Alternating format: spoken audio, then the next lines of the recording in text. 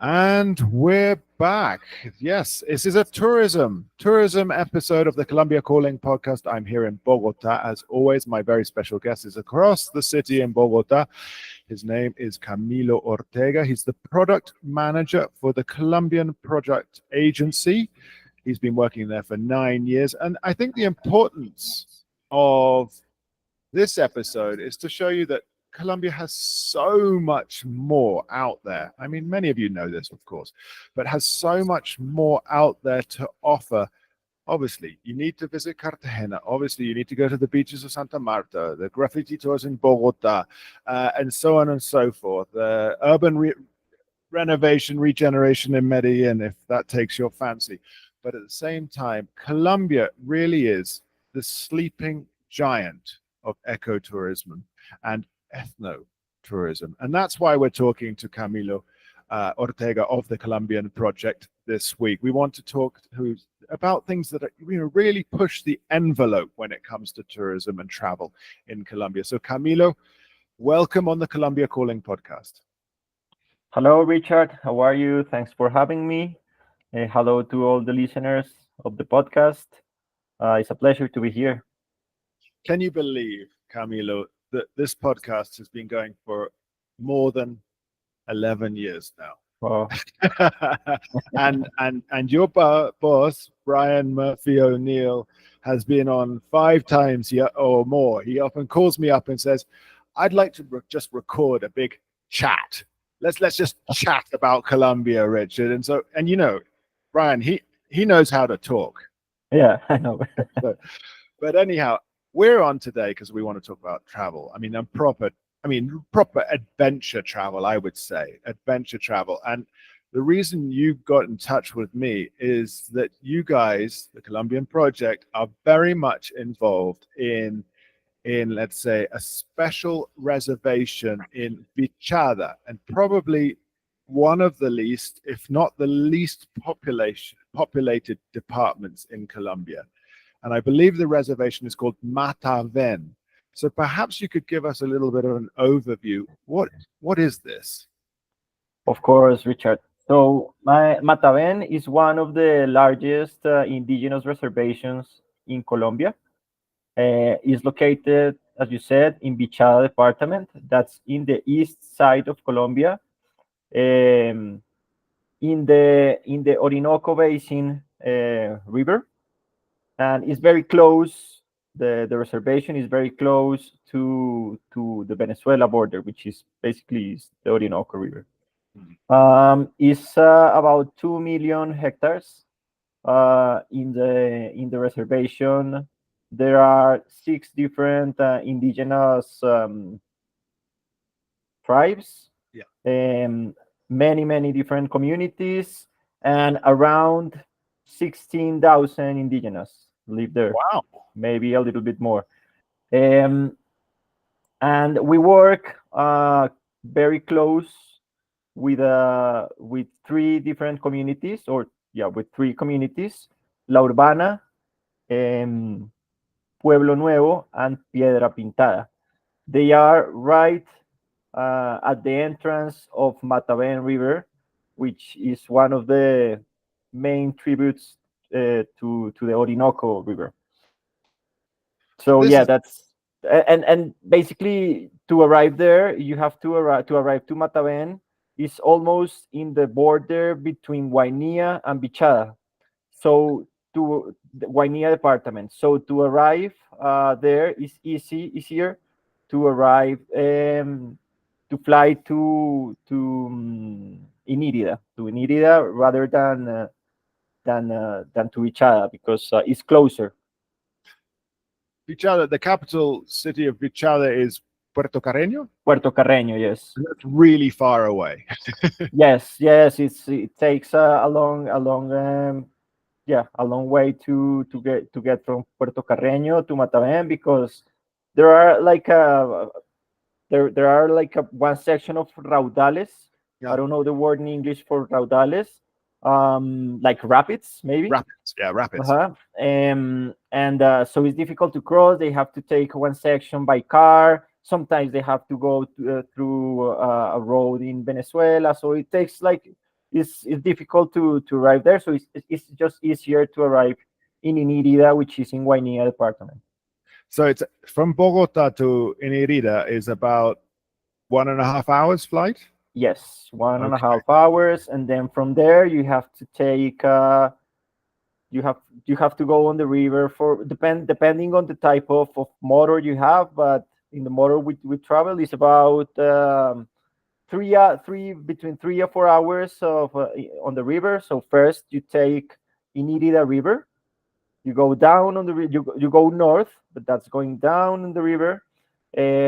First Inirida River, the Inirida River uh, turns into the or goes into the Guaviare River, and then Guaviare River joins the Orinoco River and the Atabapo River, and they create the fluvial star of Inirida, which is one of the main like important places for biodiversity. Is a Ramsar site in Colombia, and it's a confluence of three important rivers. And from there, you take Orinoco River for about 2 more hours, and then you enter to Matavén River, which is where all of these communities are located. And so 3 to 4 hours on that. What is a Ramsar site? So the Ramsar sites are like uh, how do you call it in English? Humedales, the wetlands, Wetlands. like the wetlands that are really important for like all the species that are around there, because the huge biodiversity around there. So they are called Ramsar sites. Mhm. Basically, their importance for biodiversity and for life around it, when they are like really important for yeah for it. So they name the Ramsar sites. Okay. This this river travel, Inirida, Guaviare, Orinoquia, Atabato, Matavén. Obviously, the travel changes in high water period and low water period. I mean, is it longer? Does it take longer when it's like not if it's summer months and the river is low? Takes a little bit, but the difference is not much. It maybe changed for about half an hour when the river is low, especially entering to Matavén River. The Matavén River gets really low, so there are parts where maybe it's only, I don't know, 50 centimeters, not less, maybe 30 centimeters deep.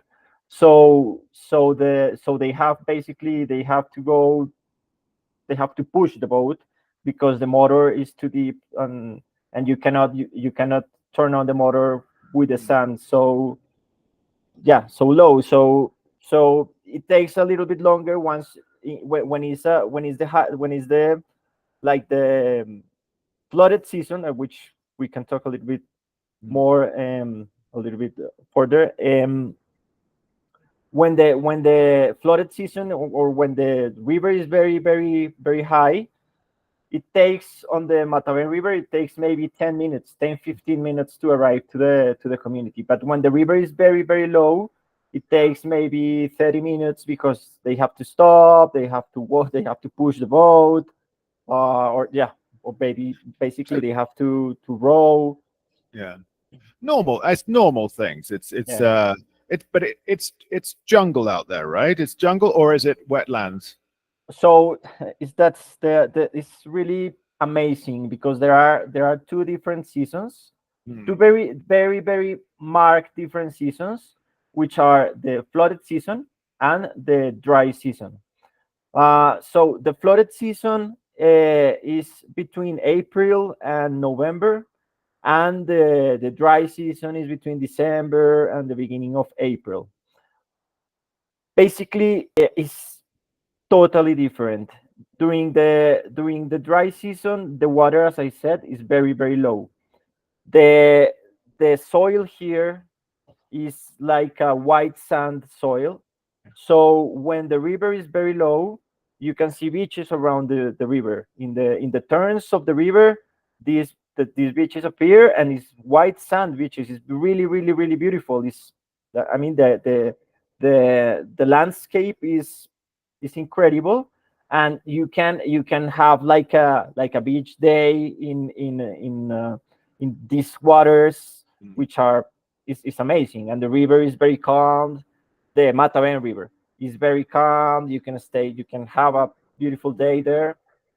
And one of the amazing things during the dry season is that there are a few petroglyphs all over the Matavén River, which you can see only when the river is low. But because when the river gets high, they get they're flooded, and you cannot they get under the water. So you can see them only during the dry season, and it's like a hidden mystery. It's like something that you only can imagine during the flooded season, These which is one of the secrets of Matavén, no? Uh, During the flooded season is a completely different landscape. I love it because the thing is that the water goes up probably, I don't know, 10 between 10 and 15 meters up. wow. See, it's very, like, it's very different. So of course no beaches, but the water goes up to the canopy of the trees. So basically, the activities that you do in the dry season, basically you in the dry season you can hike through the jungle. Many of these hikes you do them rowing on a canoe during the flooded season, and it's like you are rowing like on the canopy of the trees. It's like you're flying. And the landscape is something from another world. I couldn't, like, before I get there for the first time, I couldn't imagine. And it was funny because the first time I went, it was dry season, and we were walking through a savanna, and one of the indigenous I was walking with, like, the river was very far because this was dry season. And one of the indigenous I was walking with, he looked at one of the trees, and there was like a seed in one of these trees, and he said, "This type of seed is one of the favorites for the fish here." And I was looking around, and everything was like a savanna. I was, What do you mean a fish? They fly, or what? Yeah. Where are the fish here? I This is couldn't imagine. I couldn't imagine. And then when I went there in the flooded season, all this savanna is flooded. So that's how they get to this type of seeds. It's amazing. this is a problem for me now because I have to go twice. Exactly. Yes. Yes. No. Definitely. Yeah. I love this. Well, you know what? The travel off to these distant places. I used to work in the Amazon a lot and so on. I love it. I love that. I'm not allowed to go as much as I would like to uh, because I'm now a family man and so on. So, one of the big things before we get into the indigenous cultures and everything else and the nature, because it sounds absolutely incredible. But one of the things is, do you have age limits on if I wanted to come with my family? How young is the youngest traveler I can bring? Because one of the big things in Colombia is traveling with children. Yes. I would say maybe six between 6 and 8 year old would be the minimum. Okay. Basically, uh, you can do many activities there. I'm pretty sure, and that there are many water activities where kids can enjoy a lot, as long as they have like a life jacket. That's really, really important. But other than that, the water is very calm, is very safe. There are not like dangerous animals in the river or something like that. uh, there are many kids in the community, Yeah. so they will have kids to play. In the community is it's very safe. They play soccer, they play volleyball, they play like very typical games from there, like some sort of volleyball that they play with a different type of Yeah. thing. um So like kids will enjoy for sure, and it will be also like a great experience, like for kids that are not used to maybe the wilderness or maybe the jungle or maybe so they can see. In Colombia, when I was a kid, they only teach us about the indigenous that the pre-Columbian um, tribes that existed before the Spanish. Mm. So they never teach us about that we had over 100 different indigenous tribes in Colombia, over 100 different indigenous languages. I had no idea. In school, they never teach us that. They only teach us about the Muiscas, about I don't know the Taironas, but never the current indigenous communities. I don't know how it is right now, but I think it's important for every kid to know that there are different ways of living there in the same country, Mm. and the importance of yeah, of learning about these different cultures, and about these different ways of living. Not all living is like the way we live in the city. Yeah. So I think it's important also for kids to start like being used to, yeah, other ways of living. Well, Mhm. it's very important indeed. I don't know how much my kids or my older son learns about it. I know that he knows about the Muisca, and he's been to Guatavita and Mhm. out to Suezca and so on. And I'm pretty sure he knows about the Tyrone and the Kogi. But so, what are the indigenous groups that? Because you said there were lots, Yeah. but in this particular project, I would say you are close to a few indigenous reservations. Which are the closest ones? So we work here with the Piaroa in the Piaroa indigenous. They are really organized tribe. Yeah, really organized people. But there are different. There are six different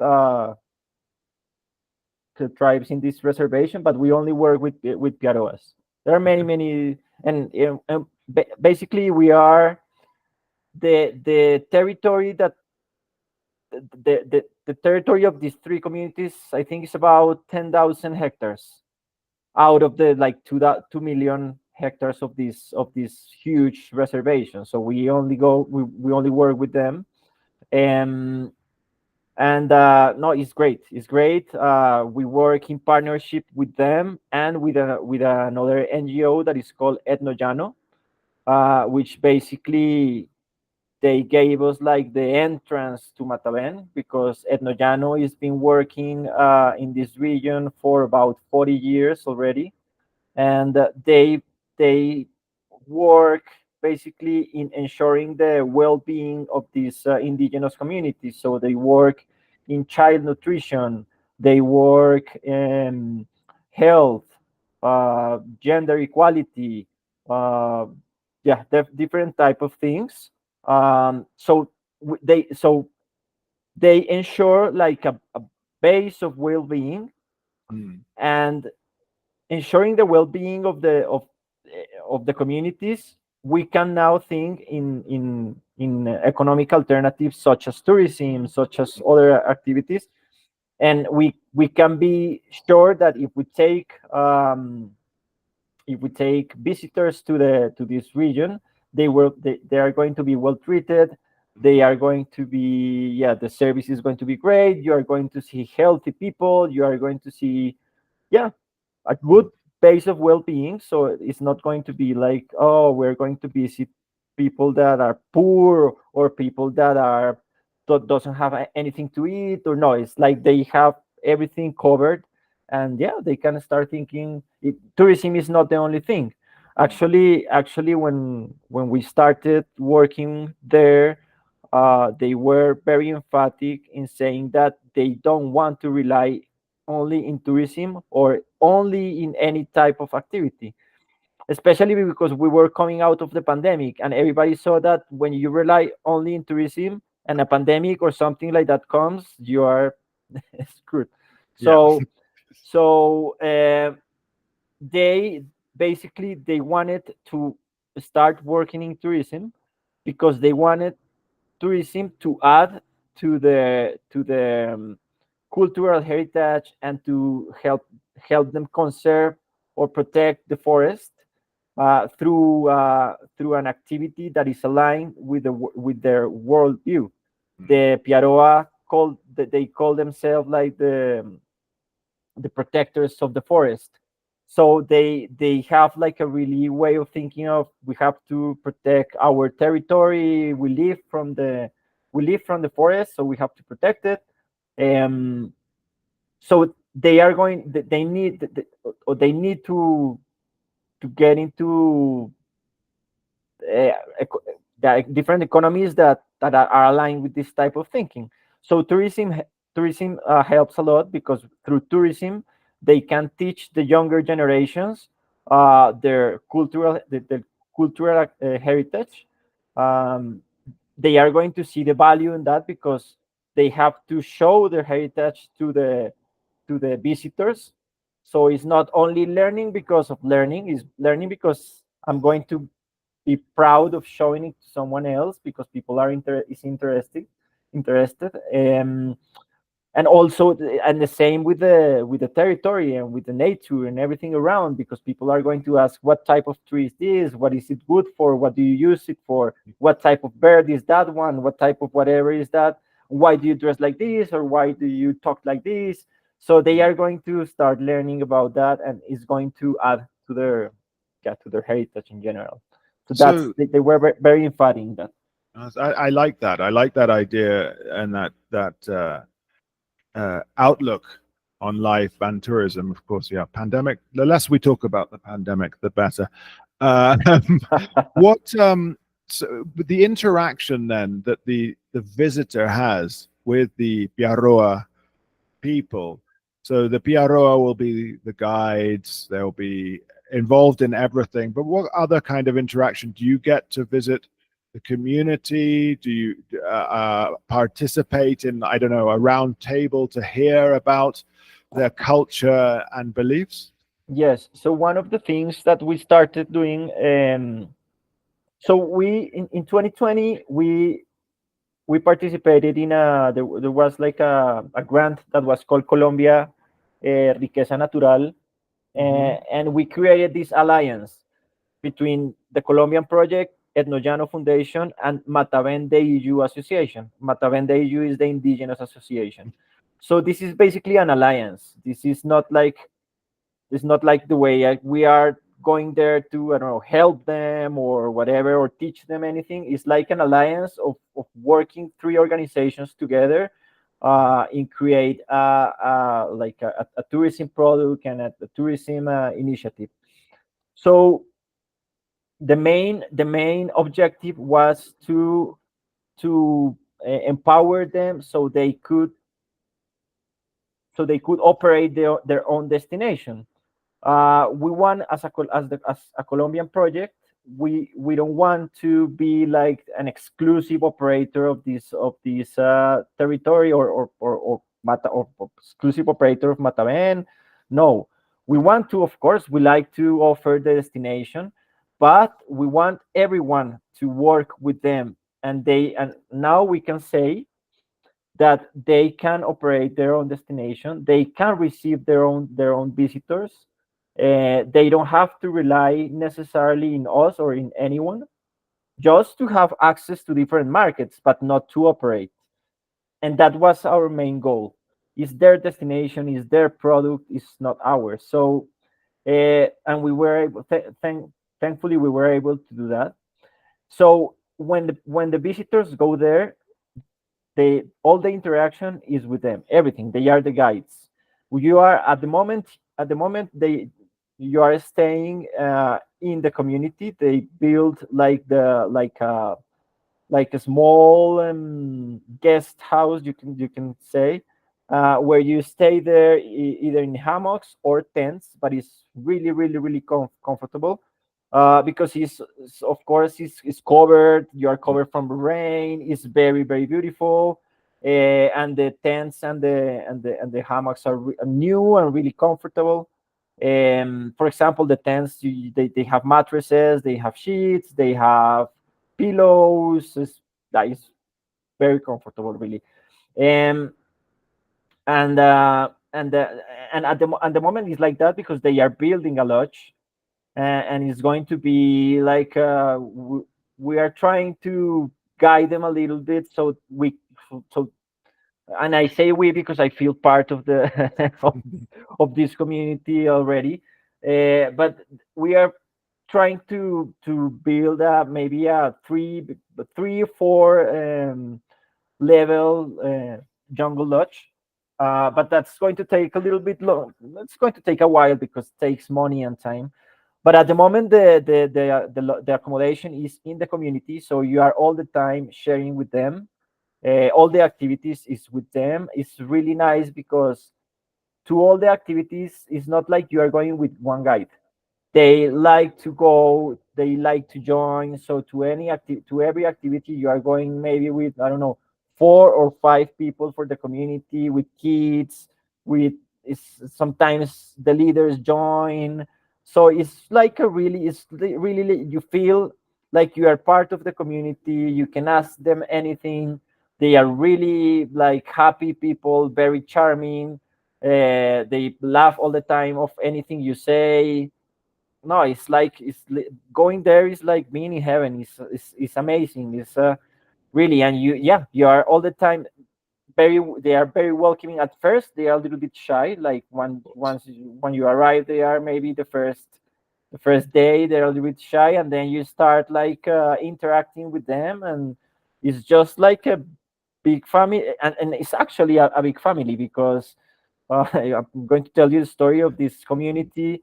Uh, the leader that unfortunately passed away this year, the main leader, uh, he had his wife.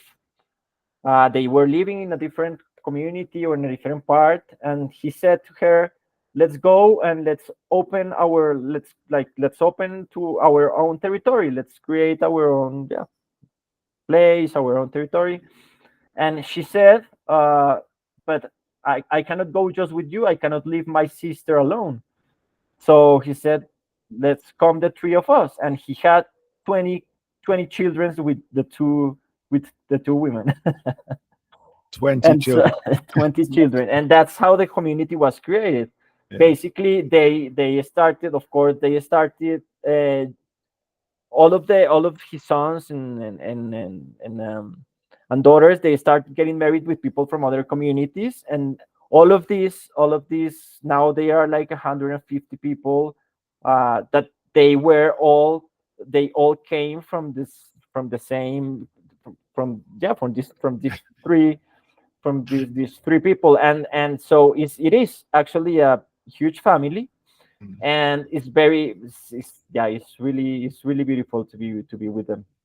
It, it sounds incredible on that front. Now, you've told us a little bit about the accommodation, but all of this that you guys put together in 2023, you won an award from the Adventure Travel Conservation Fund. Yes, so one of the things we've done, we've been very committed since the beginning. And this is because, and everybody that learns about this project is like they get in love with these people and with this territory because it's really special.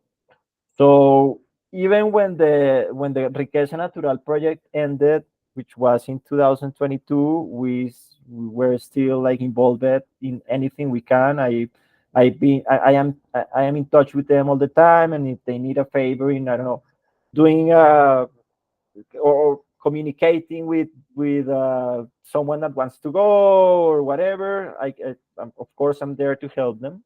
Sometimes they have problems with communication. Sometimes they still have problems like, okay, I need to do a quote for someone. Can you help me or whatever? So we have been involved since to 2020, and like we have always like this project in our minds. Mhm. So we received like news of this grant in last year through the Adventure Travel Trade Association, which we are members, Mhm. the ATTA.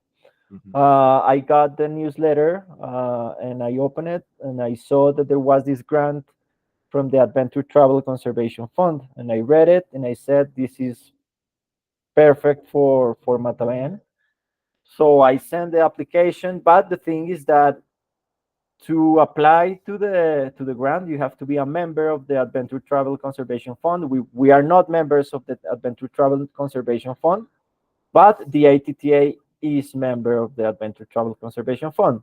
So I wrote to the ATTA and I asked them if we could present the project through them.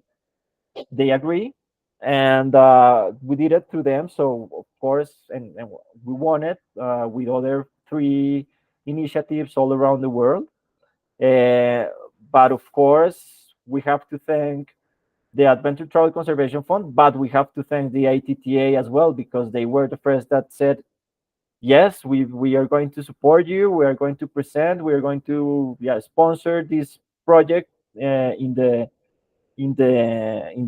grant, and thankfully we got it. So this year we got it last year, but it is to work through 2024. Mhm. And basically we are just working in promotion and commercialization activities. Mhm. We did one farm trip already at the beginning of the year in April with a few Colombian agencies. um, it went amazing. It went really, really amazing. And we took with us a crew of like like how do you call it, like a film crew. So we made a video and we had a lot of the video is going to be released probably in a couple of weeks, so we will share it with all of you. It's going to be really, really amazing, a promotional video of this paradise. And of course we get a lot of material to start working in the social media. At the Mhm. moment, there is no social media of Matavén de EU, but we are going to have social media like this year. Next trip is going to so in this first farm trip we were uh, like we identified also like a few things that we needed to strengthen, Mhm. and that's what we're going to do in a second trip in August, where we're going to work with a chef in gastronomy. We're going to work in bird watching. We're going to bring an expert. Mhm. We're going to bring also I don't know if you have heard like a lodge that is called La Manigua in La Macarena. So Yes. the owner is going with us. So he's going to give us like a complete feedback of what they are building there in Matavén. Um, with the different people, we are working in like like creating a more strong like content for the activities we do. Yeah, things like that. So they are really good at the moment, but they can, like everyone in tourism, can be better every time. So we want at the moment we have had like a few trips there, one of Colombians and one from with a couple from India. They had a great time there. But we are going to hopefully we're going to have a farm trip with international companies in September. This is going to be in the frame of ProColombia Nature Travel Mart. Mhm. So we got a farm trip for this event, and ho- hopefully we're going to get like a few international companies to test the destination with with international and higher standards guests, and we'll see how it goes. Hopefully, it will go great. I'm sure it will. I mean, it's not anyone and not any organization that wins these awards. To win the award is a seal of approval, and of course, yeah, I mean, people expect a degree of service and expect a degree of quality. You can't just throw them out there. Of We course. don't expect it to be the Copacabana Palace, but because you're going out to the wilderness in a way. But you obviously prepare your people, your guests, your travelers as to what they're getting into. Your clients. I have to ask, I mean, we're getting to the end of this conversation and you've been so informative, Camilo, but I have to ask, will travelers need to, take malaria pills, have the yellow fever shots? Is there a problem with leishmaniasis? I mean, you are in the wilds and people do wonder about healthcare. They only ask at the entrance of Nérida yellow fever. And you don't really need anything else. No, I mean, if you want to take malaria pills or whatever, it's like nothing is too much. But the only thing, and it's because they ask yellow fever at the entrance of the airport, but it's very like there is no really problems with this type of diseases there. Okay, and you recommend hiking boots or rubber boots? Are there snakes? And depending on the season. Okay. So if it's the flooded season, rubber boots, you can get them in Nérida as well. If you don't want to travel with them in your backpack or whatever, so rubber boots. If it's a dry season, just hiking boots or even like trekking shoes are fine. And it is Colombia, so we always have to ask. And there's no issues of security. The Colombian issues are not that far. Not really. No. Actually, no. I ask like all that, like very frequently. I ask them how are things there, because sometimes you hear like things in other parts of Colombia that and you say how are things going there, and they always tell me no, very safe here. Yeah, it's very very calm. That thankfully, no, because some parts of Colombia are not so easy to go, but here is amazing. It's actually close to same region of Cerros de Mavicure.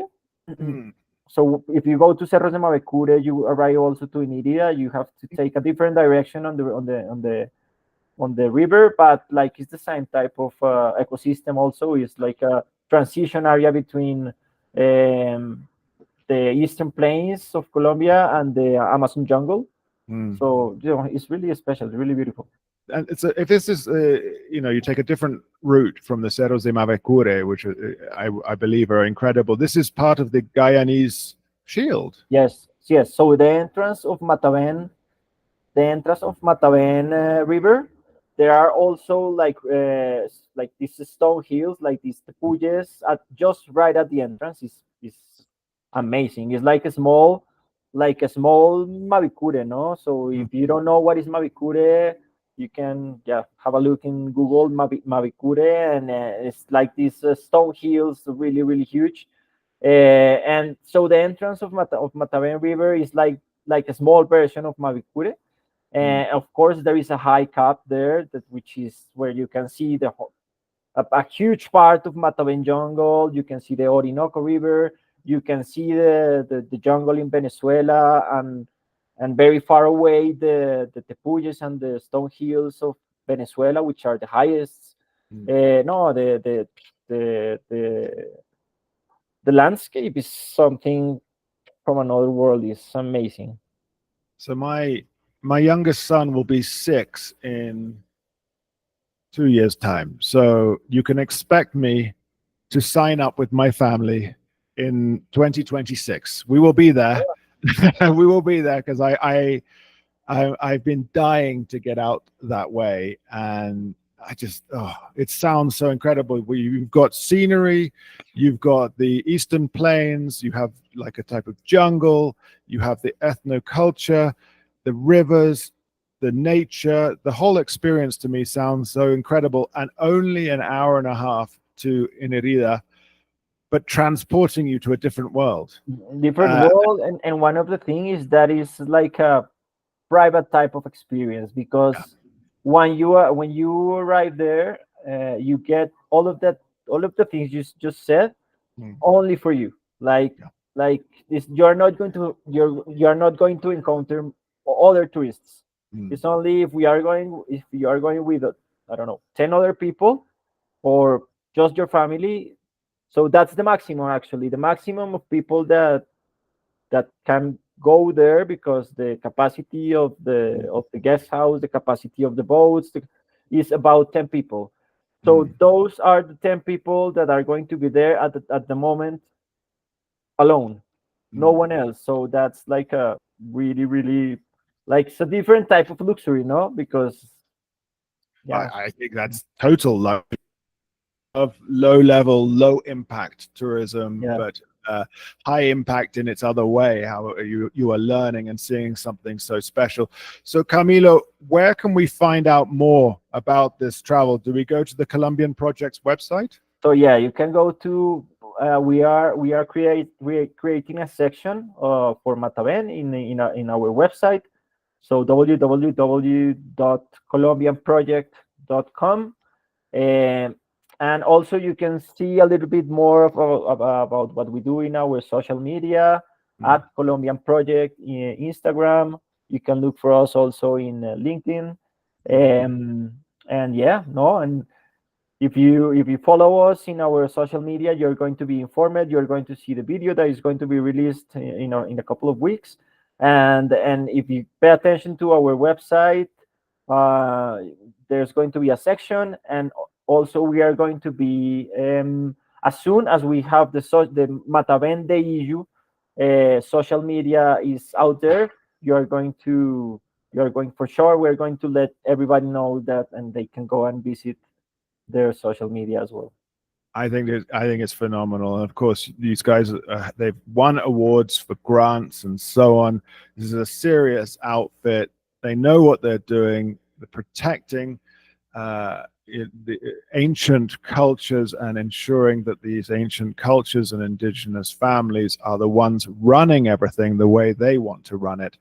Camilo, thank you so much for your time this morning. It has been a great conversation. I love talking about tourism in Colombia that is beyond the usual places, because Colombia has an embarrassment of riches and really could start to clean up in tourism terms, when it comes to offering special destinations. And I think in this day and age, more than sort of ticking boxes of where to go and what to do, people are looking for a more experiential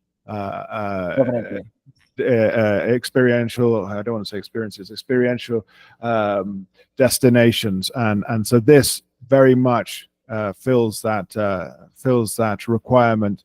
Thank you for your time, everybody. You check out the colombianproject.com or colombianproject.com online. You'll find Matavén, Mataven, and that's where it is.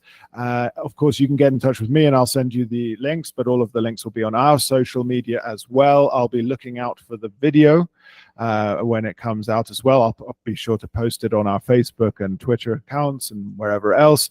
It's been a great conversation. Thank you so much for your time, Camilo Ortega, Product Manager of the Colombian Project. Thank you, Richard, and thank everyone for listening. And welcome to Matavén. See you next time there. This has been Colombia Calling. I've been Richard McColl, your host here in Bogota. Please take a look at our Patreon site. That's www.patreon.com/Colombia Calling. And now over to some messages from our sponsors, and goodbye.